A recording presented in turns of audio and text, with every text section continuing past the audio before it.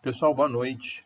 Sou Roosevelt, lá do Centro Espírita Semeadores do Bem, e convido a todos nesse instante para que nós possamos fazer algumas reflexões a respeito do Evangelho de Jesus. Antes, porém, façamos a nossa prece inicial. Então, que nós possamos, neste momento, asserenando os nossos corações, fechar os nossos olhos e mentalizar um local tranquilo, sereno, um jardim florido, com pássaros, com riachos, onde nós possamos nos sentir envolvidos por essa natureza bendita, por esse jardim de esperanças, onde as flores trazem para nós a esperança de um amanhã sempre melhor, que nos traz a confiança da proteção divina para com todos nós. Nós agradecemos a esses amigos imbuídos da tarefa de levar o Evangelho de Jesus a todos os corações. Rogamos à Mãe Maria Santíssima que esteja junto a nós e a todos os corações que vêm agora à nossa mente, sejam eles encarnados ou desencarnados, que nós possamos pedir o amparo para aqueles corações que não, no momento que nós não nutrimos grandes sentimentos de amizades ou de carinho, tanto de nós para com eles ou vice-versa. Que a bondade de Deus se faça imensamente presente nesses momentos, para que possamos unirmos-nos em esforços redobrados para aplacarmos essas angústias, estes rancores e entendermos que somos todos filhos do mesmo Pai e que estamos todos a caminho da luz do seu Evangelho. Então, contando com este envolvimento bendito, nós agradecemos a oportunidade de mais uma vez estarmos aqui refletindo alguns minutos sobre lições tão primorosas para nós. Com a graça de Deus, nós iniciamos então o nosso estudo da noite. Muito bem, para que possamos fazer um estudo, o capítulo do momento é o capítulo 10 do Evangelho segundo o Espiritismo, intitulado Bem-aventurados os misericordiosos, porque terão misericórdia. E nós falaremos do item 5 e 6, 7 e 8. Mas antes de nós começarmos especificamente os itens, eu convido a todos, posteriormente, que leiam o capítulo na íntegra. E, aliás, convido a todos que tenham o hábito de estudar o Evangelho, estudar as obras, porque são alavancas que nos impulsionam nesse caminho turbulento da nossa trilha evolutiva. Então, o Evangelho é sempre uma luz que se acende a cada lição lida, a cada lição estudada, essa luz brilha com maior intensidade. Então, o título, Bem-aventurados os misericordiosos, esse título faz parte do Sermão do Monte, as Bem-aventuranças, que outros colegas já fizeram as exposições. Então, misericórdia, bem-aventurados misericordiosos. Nós precisamos entender o que vem a ser misericórdia. Entre vários significados, encontra-se o perdão. Bem-aventurados aqueles que perdoam, porque obterão o perdão. É dessa maneira que nós temos que entender esse título. Bem-aventurados os que perdoam, porque obterão o perdão. Se nós lembrarmos da oração dominical, né? Perdoai as nossas ofensas, assim como nós perdoamos aos nossos ofensores. Então, para eu obter o perdão, eu tenho que fazer o exercício de dar o perdão. Então, esse título, ele é extremamente importante para nós. Bem-aventurados aqueles que perdoam, porque obterão o perdão. Então, feito essa análise do título, nós vamos dar uma olhada no item 5 que diz, né? Reconciliação com os adversários. Nós vamos observar o seguinte: como é que eu entendo um adversário? Também voltando ao dicionário, adversário é um opositor, é aquele que tem ideias diferentes das minhas, é aquele que defende pontos diferentes dos meus. Então, nós somos oponentes, o que não quer dizer que devamos ser inimigos. Somos opositores. Um adversário nem sempre é um inimigo, mas um adversário pode tornar-se um inimigo.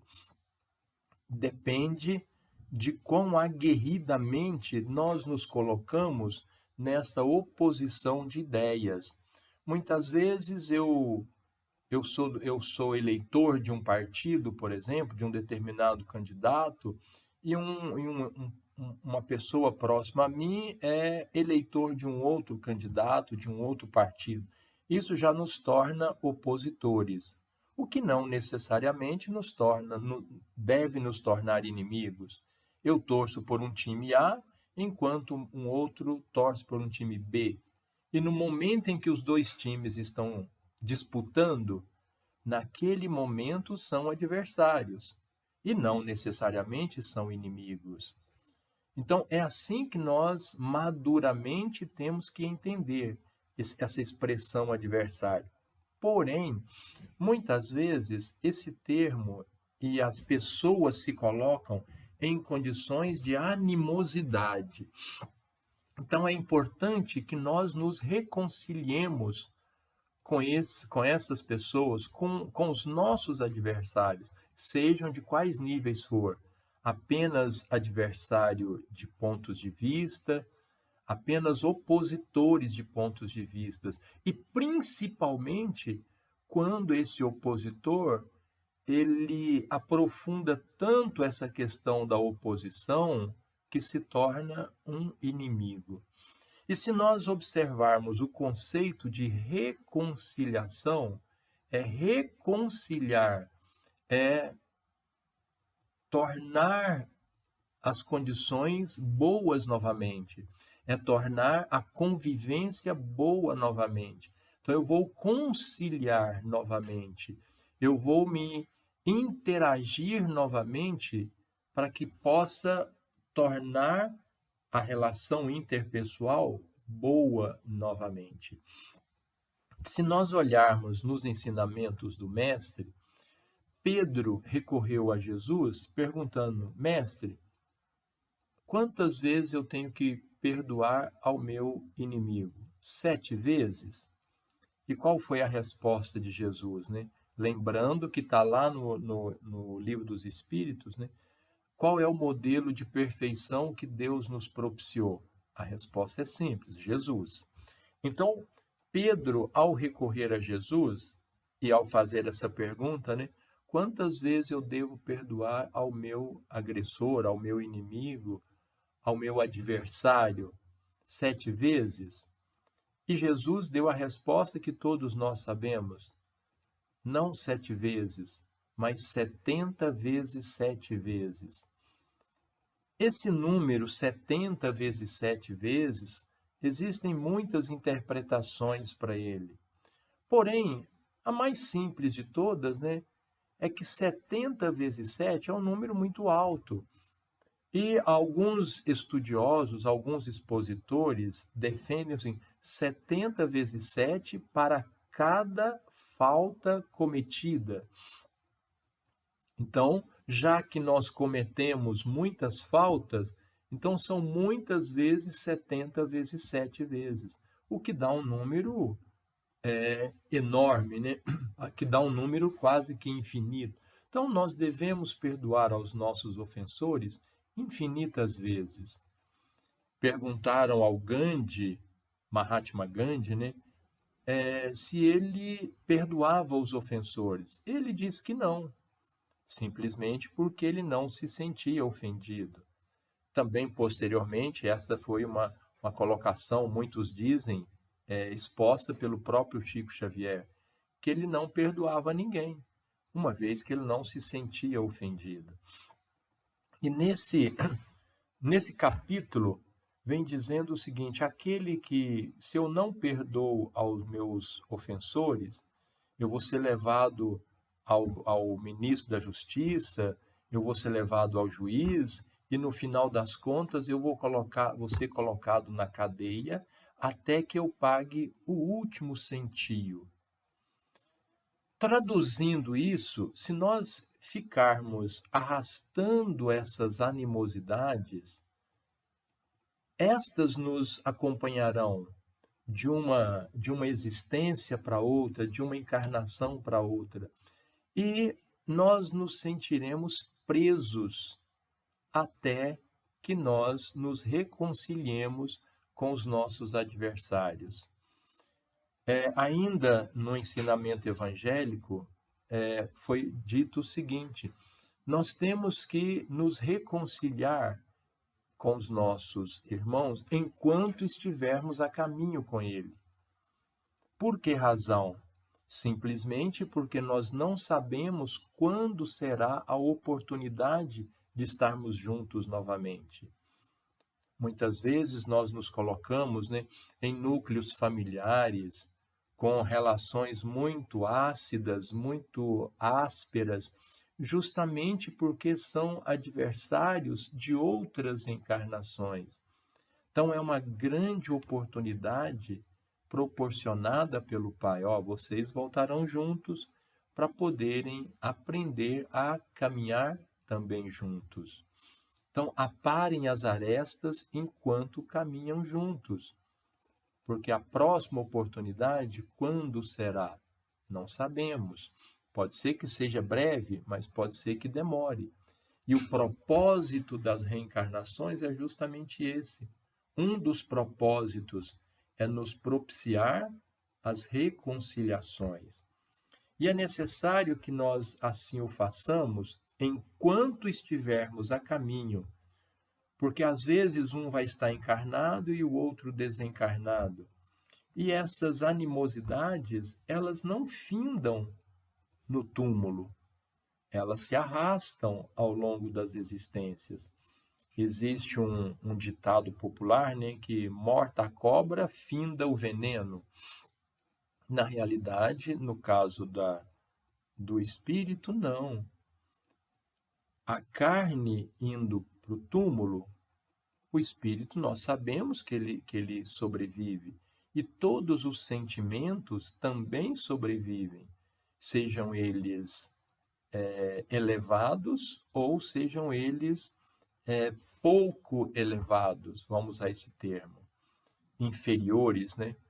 E o orgulho, a vaidade, são sentimentos inferiores que nos acompanham além túmulo, quando eu não me dispo deles durante a minha jornada encarnada. Então, a reconciliação com o adversário nos suscita a esse entendimento. É importante estarmos atentos, né, para não perdermos as oportunidades. Devo me reconciliar enquanto estou a caminho com ele. O item seguinte, ele fala sobre o sacrifício mais agradável a Deus. qual é esse sacrifício mais agradável? Se nós olharmos nos períodos primeiros aí do cristianismo nascente e até mesmo antes do cristianismo, né, era muito comum ocorrerem sacrifícios para deuses, no plural, veja bem. As civilizações, os grupos humanos, muitos eram politeístas. E vários sacrifícios foram feitos, sacrifícios de animais para esse Deus, para aquele Deus, sacrifícios humanos, também a mesma coisa, para esse, para aquele Deus. E o tempo foi passando e esses sacrifícios foram sofrendo mudanças. Posteriormente, passaram a sacrificar materiais, né? Valores financeiros. Então, esses sacrifícios foram sofrendo ajustes.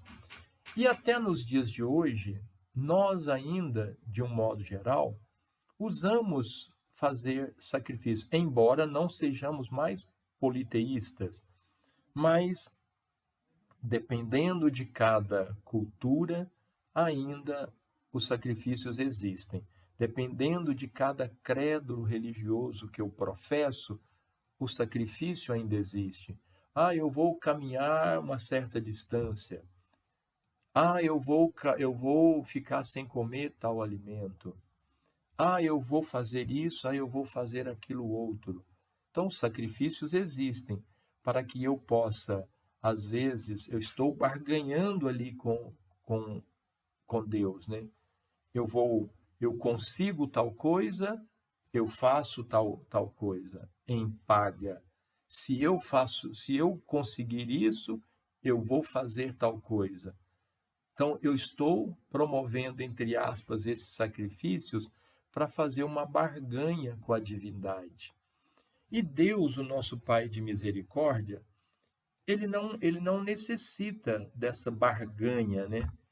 Ele sabe tudo o que nós precisamos e merecemos antes mesmo que nós efetuemos sequer o pensamento. Mas muitas vezes, entre aspas, esses sacrifícios para a divindade, embora voltando a dizer que seriam desnecessários, mas é um momento em que nós entendemos que existe um ser supremo.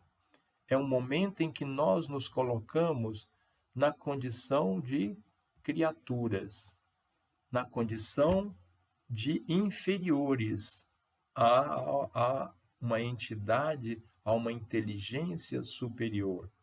Então, olhando por esse lado, ainda aceita-se, né, esses sacrifícios. Porém, qual é o sacrifício mais agradável a Deus? Ainda continua a pergunta. Lá na leitura do Evangelho está dizendo o seguinte: antes que eu coloque o meu sacrifício lá no altar, eu vou colocá-lo ali do lado e vou junto ao meu irmão para ver se existe alguma animosidade. Então, eu tenho que ir reconciliar-me com ele, posteriormente voltar e então prosseguir a minha oferenda, o meu sacrifício.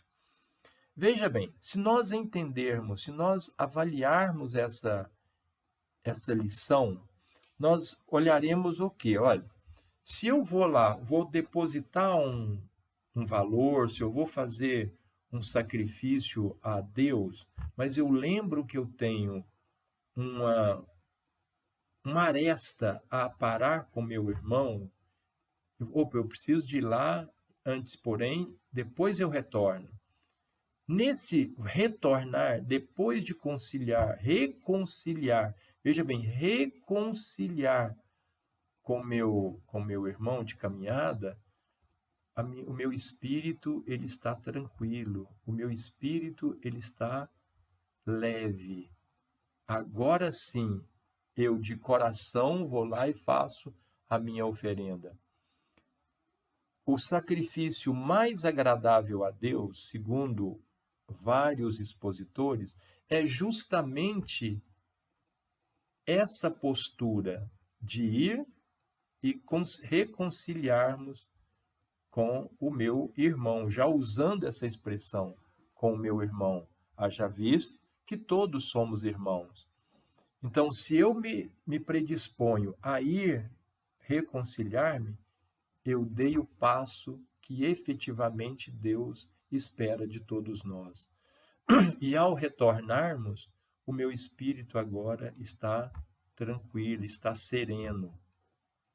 Agora sim eu consigo me conectar a Deus, porque eu estou tranquilizado. Tem uma passagem do Chico, que um dos expositores narrou. O Chico, Chico Xavier, nosso ícone maior aí do espiritismo, né? Chico Xavier, ele tinha uma cadela que era portadora de alguma deficiência física. E essa cadela dava um trabalho danado para o Chico. Toda vez que ele chegava do serviço, ele tinha que cuidar dela, limpá-la, limpar a sujeira deixada por ela todos os dias, dia após dia, semana após semana. Um belo dia, o Chico chegou e a cadela estava ali agonizando, prestes a morrer. E ao vê-lo, ela simplesmente abanou o rabo e veio a óbito. E o Chico ficou tão tristonho, foi lá, sepultou a cadela. E nos dias subsequentes, ele continuou com aquela tristeza, né, porque a cadela faleceu e etc. E a sua irmã chegou para ele várias semanas depois e falou: Chico, olha, a sua cadela morreu porque a vizinha deu veneno para ela. Ela ficou muito penalizada por você. Então ela deu veneno para sua cadela. E aí o Chico ficou mais revoltado com a vizinha por ter dado veneno a ela. E essa situação foi rolando, até que o Emmanuel chegou para o Chico e disse: olha, essa sua angústia, esse seu rancor está atrapalhando os nossos trabalhos, as psicografias que você tem que fazer, os livros que você tem que escrever. E aí o Chico falou: olha, como é que eu faço para me aliviar dessa angústia, desse rancor? E o Emmanuel falou: você irá descobrir como você poderá se aliviar disso. Muito bem, e o Chico, passaram uns tempos, ele descobriu que aquela vizinha que havia envenenado sua cadela, ela queria muito uma máquina de costura. E o que ele fez? Comprou a máquina de costura, a perder de vista de prestações, e deu para essa vizinha. Que assim que ela recebeu, ela foi e deu um abraço tão caloroso no Chico, que imediatamente aquele rancor se desfez. Uma luz se fez presente ali naquele momento. E a partir de então, o Chico, com a alma leve, com o espírito tranquilizado, como se tivesse literalmente tomado um banho, ele pôde dar continuidade à sua obra. Moral da história: não devemos guardar rancores. E aí nós juntamos os dois itens, a reconciliação com os adversários e o sacrifício mais agradável a Deus. Então, diversos exemplos nós temos. Jesus, o nosso ícone maior, no momento final, lá no Gólgota, lá no morro, já na cruz, o que ele diz? Pai, perdoa-os, eles não sabem o que fazem. Todos os seus 12 apóstolos ali, todos os seus 12 seguidores primeiros, deixaram para os mortais comuns, nós mortais comuns, falhas enormes de traições, mas Jesus estava acima disso. E ele perdoou um a um dos 12, mostrando para nós a verdadeira benevolência, né? A bem-aventurança que nós estamos trabalhando, a misericórdia, que entre tantos conceitos, o perdão. Jesus fez o exercício máximo. E o exemplo maior que ele nos deu é justamente esse, de nós nos perdoarmos. Inclusive, começando o auto-perdão. Nós temos que ser misericordiosos para conosco. Sabedores que somos de portadores de inúmeras imperfeições. Então, será falado aí, nós temos que ter indulgência para com o próximo e sermos rigorosos para conosco, mas nós temos que fazer o auto-perdão. Isso é importante. Se eu não perdoo as minhas falhas, não tem como eu exercer o perdão da falha do outro. E esse perdão, ele não requer, ele não nos obriga ao esquecimento. Eu posso lembrar, e aliás, se eu lembro, significa que eu tenho uma boa saúde neurológica. O importante é que, ao lembrar, se eu me lembrar, que eu não alimente rancor, ódio, mágoa, desejo de vingança. Então, isso é a boa reconciliação com o meu adversário. Muitas vezes, a gente ouve a expressão, olha, eu te perdoo, porém, não cruze mais no meu caminho. Será que houve a reconciliação? Será que foi o sacrifício agradável que Deus esperava de cada um de nós? Acredito que não. Ou então, muitas vezes, a gente fala, eu te perdoo, porém, Deus, sem sombra de dúvida, vai te castigar. Então, isso é rancor. Não está havendo a reconciliação. Não está havendo, nós não estamos sendo benevolentes, né, misericordiosos. Então, para que nós possamos fazer essas reflexões sobre esses dois itens, devemos reconciliar com os adversários e, aliás, é importante que nós nem tenhamos adversários. Porque, como a lição nos conclama, né, muitas vezes esse adversário de uma encarnação pode levar essa angústia, esse rancor, esse ranço para o plano espiritual, e aí nós vamos ter momentos de obsessões muito prolongadas.